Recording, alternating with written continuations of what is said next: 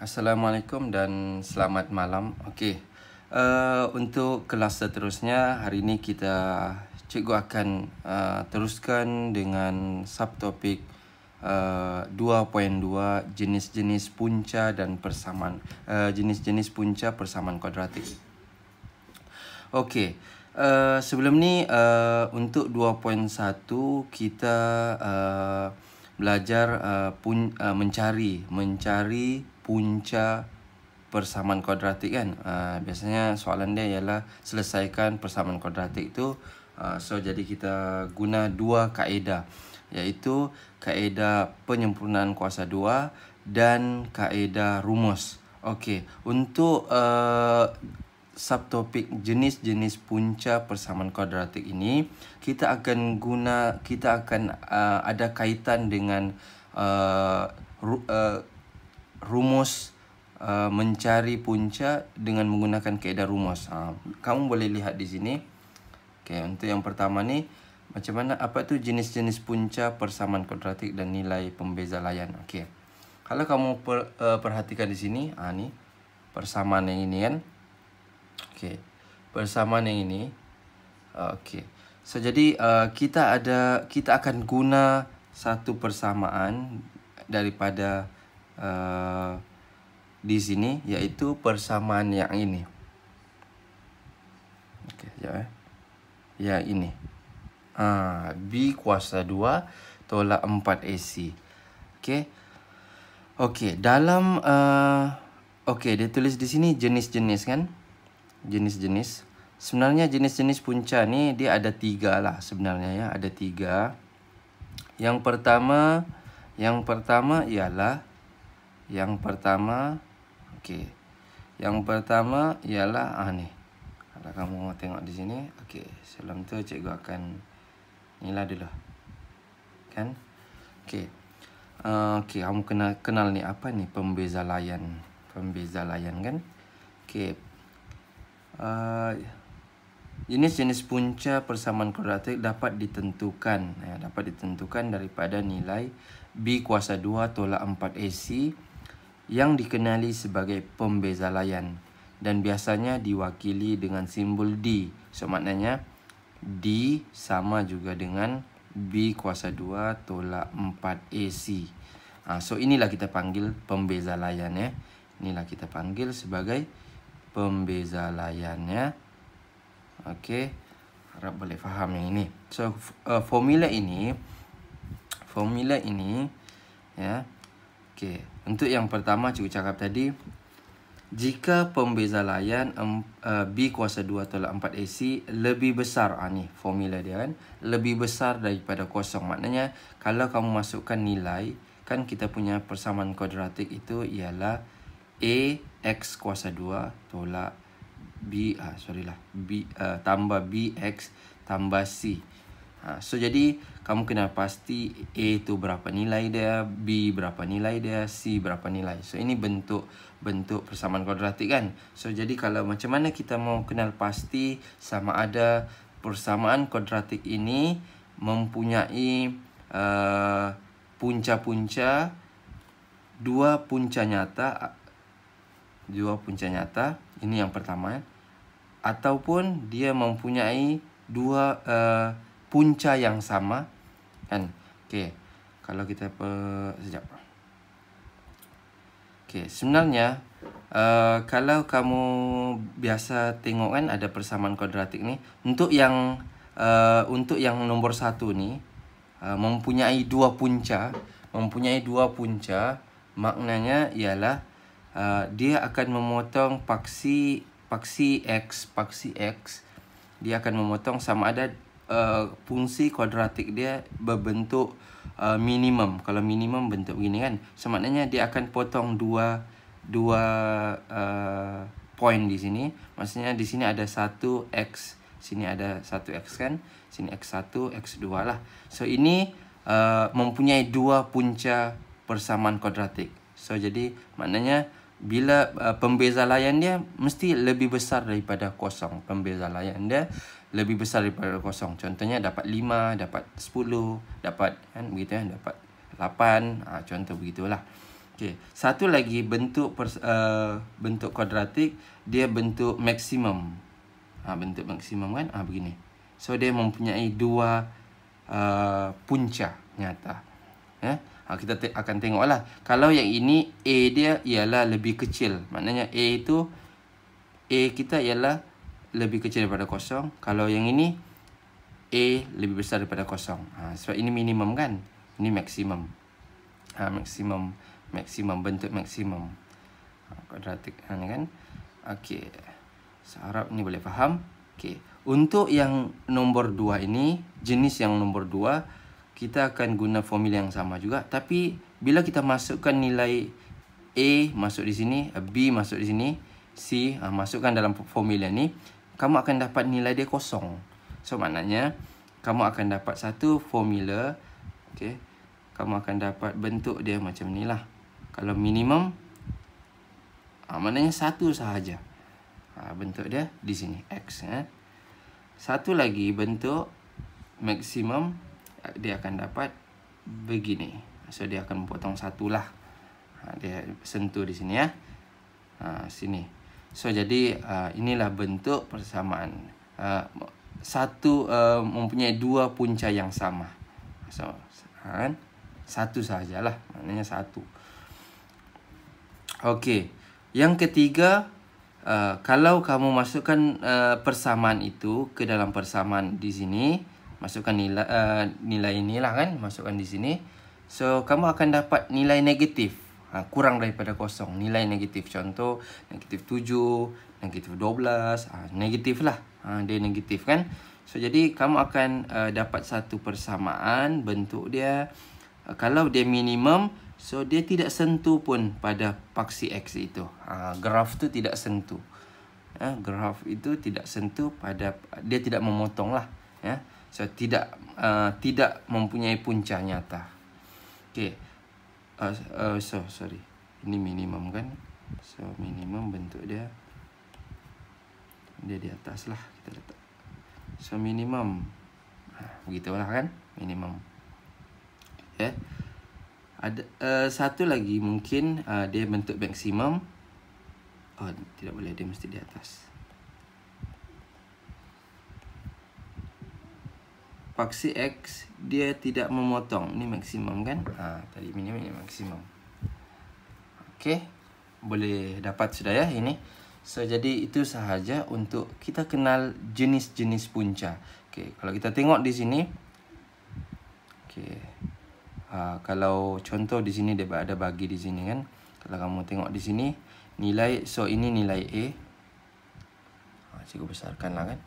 Nilai A, nilai B, nilai C.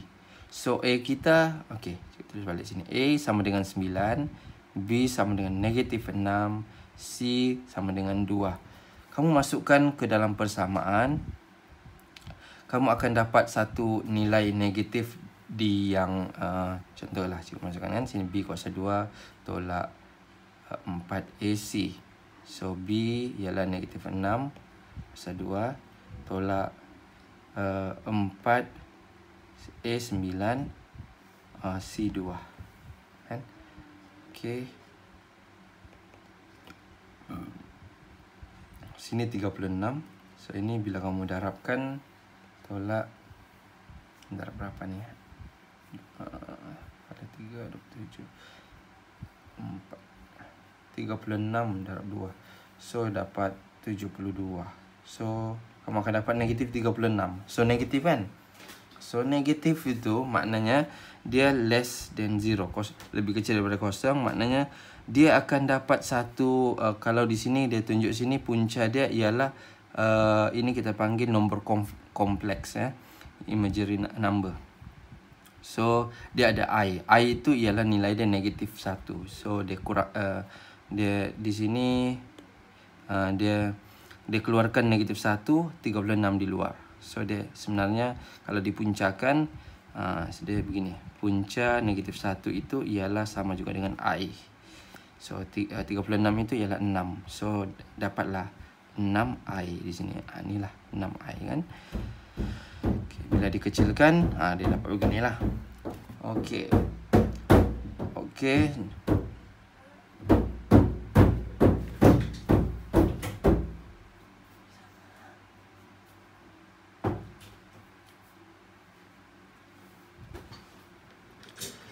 Okey, so jadi seterusnya kita tengok. Kita tengok ya di sini. Contoh 6. Tentukan jenis punca bagi setiap persamaan kuadratik berikut. Okey, kita tentukanlah kan. So kalau kita tentukan di sini, inilah kan. Yang ini yang A. So A kita di sini 1 kan. So A sama dengan 1, B sama dengan 5, C sama dengan negatif 6. So masukkan ke dalam persamaan B kuasa 2 tolak 4 AC.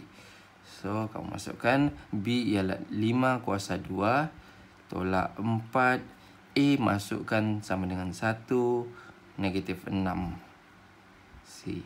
So 25 24 ini negatif darab negatif jadi positif. Positif 24. So kamu akan dapat 49.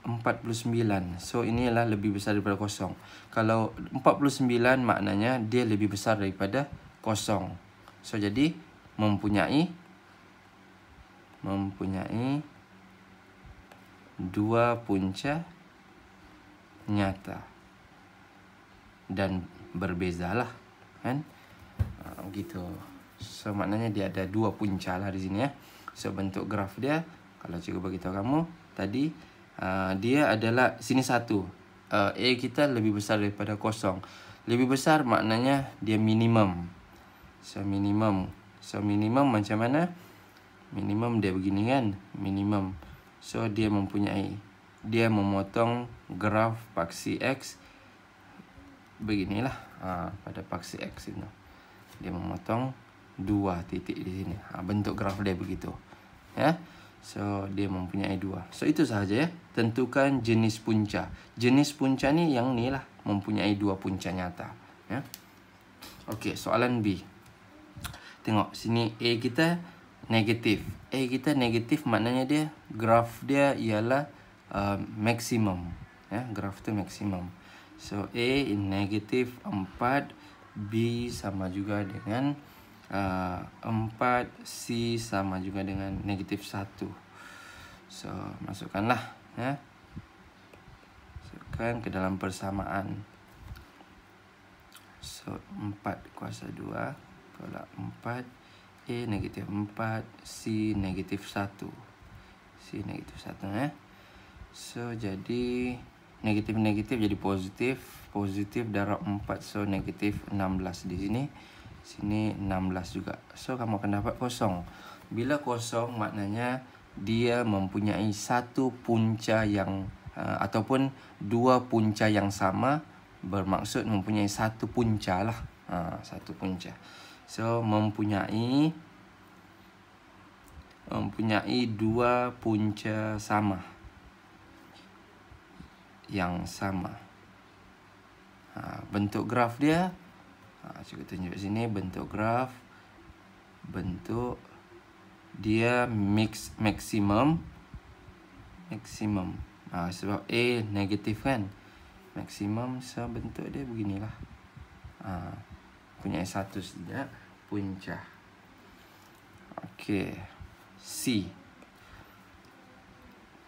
So ini 2, so maknanya dia minimum. Lebih besar daripada kosong. So A kita 2, B kita ialah negatif 4, C kita ialah 5. So jadi masukkan ke dalam persamaan B kuasa 2 tolak 4 AC. So kita akan dapat B kita ialah negatif 4 kuasa 2 tolak 4 A2 5.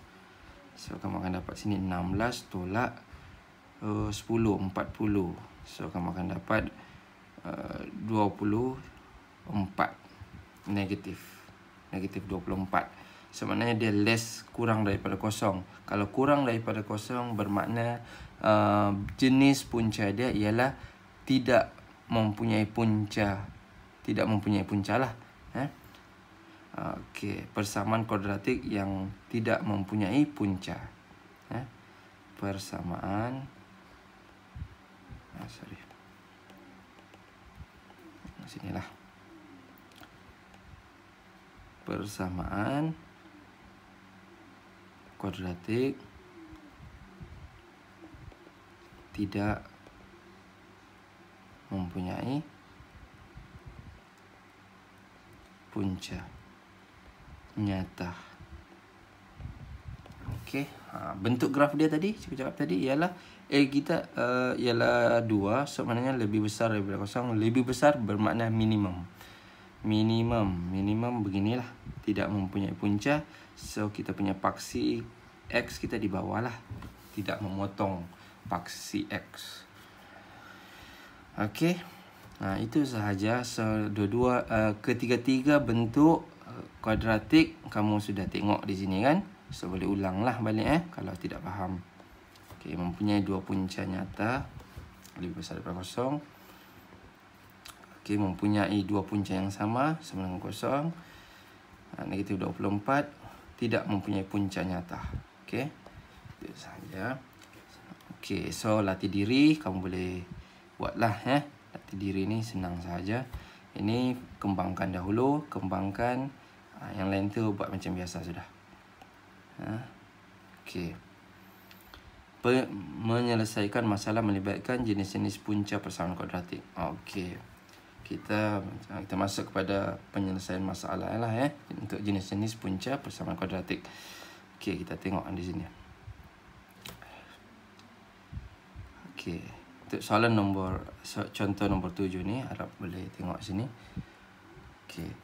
Persamaan kuadratik, okey, dia bagi di sini tapi ada dua unknown di sini Satu yang ini kita punya pemboleh ubah lah kan. So di sini pemalar K ni ialah K ialah pemalar. Ya, satu nilai tetap lah, Okey, mempunyai dua punca yang sama. Dua punca yang sama. Cari nilai-nilai yang mungkin bagi K. Okey. Cara dia ialah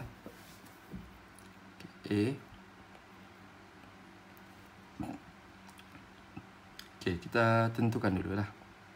Ini pindahkan sebelah dahulu ya. KX ni pindah sebelah, dia mesti sama dengan kosong. X kuasa 2. K ni pindah sebelah, so jadi negatif. Negatif KX tambah K tambah 3 sama dengan kosong. So A kita ialah yang di depan sini, 1 A kita tu ialah 1 di sini. 1 situ kan. So 1 lah. So kita punya B kita ialah B kita ialah ni. Negatif K.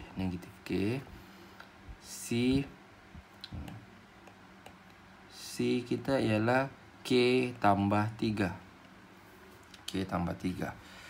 So jadi masukkan ke dalam.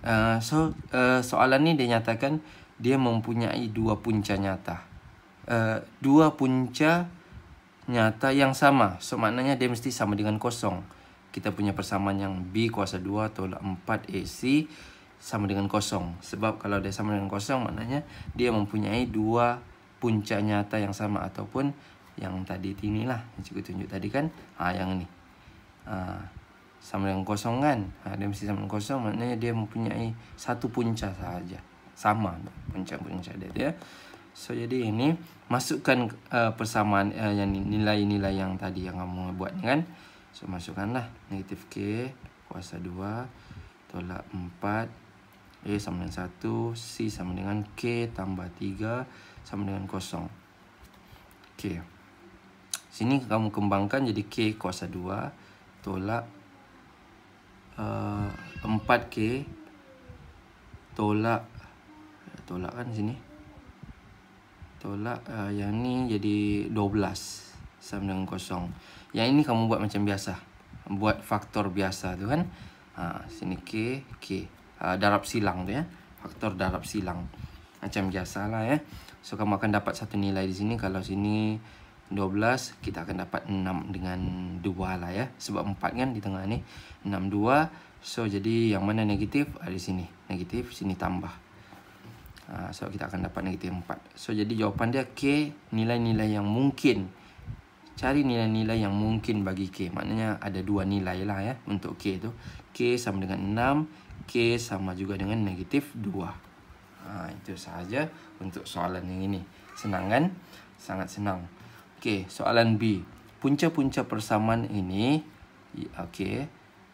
adalah nyata dan berbeza. Nyata dan berbeza maknanya B kuasa 2 tolak 4 AC lebih besar daripada kosong. So sama juga ya, sama. Kamu masukkan nilai begini ya. Cikgu buatlah sini ya. Senang sikit. Pen hitam. Okey, pindahkan dahulu. Pindahkan sebelah ya. P tambah 2.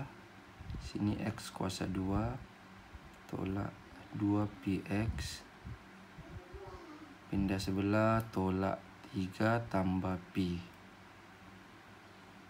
Ataupun yalah, gini ya. Okey.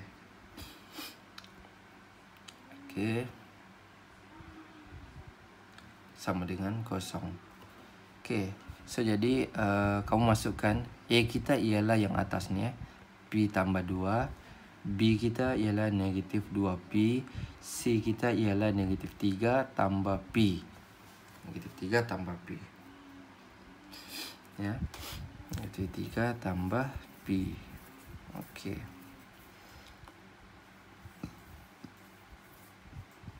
Okey. So jadi mempunyai nyata dan berbeza. Sebenarnya dua punca nyata lah ni ya. Cari julat nilai P. Okey.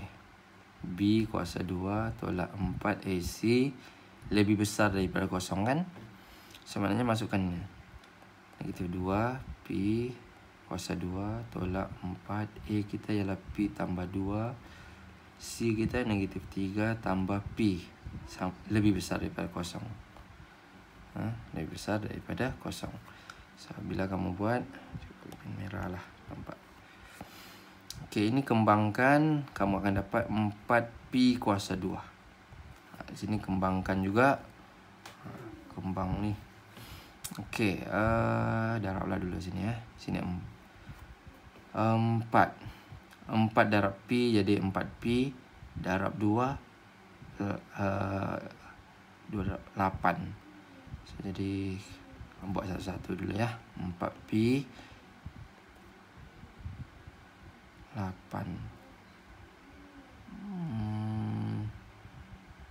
Ya. Nanti kita darabnya ke dalam ni ya. Negatif ni hati-hati ya. Negatif ni nanti kita darab ke dalam lah ya. Okey. Nanti kita buat macam mana. Okey, ini kembangkan kuadratik macam biasa ya. Kembangkan lagi lah. So, kamu akan dapat 4P kuasa 2 tolak. Kembangkan semua ni. 4P darab negatif 3. So, kamu akan dapat negatif. Okey. Bagus yang ini. Kita tulis macam ni. P di depan tolak 3. Sama juga ya. Ada terbalikkan begitu sama. Okey, baru kita kembangkan lah. 4P darab P, so jadi P 4P kuasa 2. 4P darab 3. Jadi dapat negatif 12P. Okey, 8 darab P, so tambah 8P. 8 darab 3, so negatif 24. Negatif 24. Lebih besar daripada kosong ya. So, okey, ini ada nih kurungan ya. So, nanti baru darab ni. Negatif ni darab ke dalam semua ni. Baru dia akan berubah. Ya. Sebenarnya, okey. 4P kuasa 2 tolak 4P kuasa 2 tambah ini 12 dengan 8. 12 kamu akan dapat negatif 4 ya. Ini negatif 4P. So, jadi negatif darab negatif. So, jadi positif 4P lah. Okey, 4P. So, ini tolak jadi tambah. Tambah 24. Sama dengan lebih besar daripada kosong ya. Lebih besar daripada kosong. So, ini boleh potong lah. Sama kan?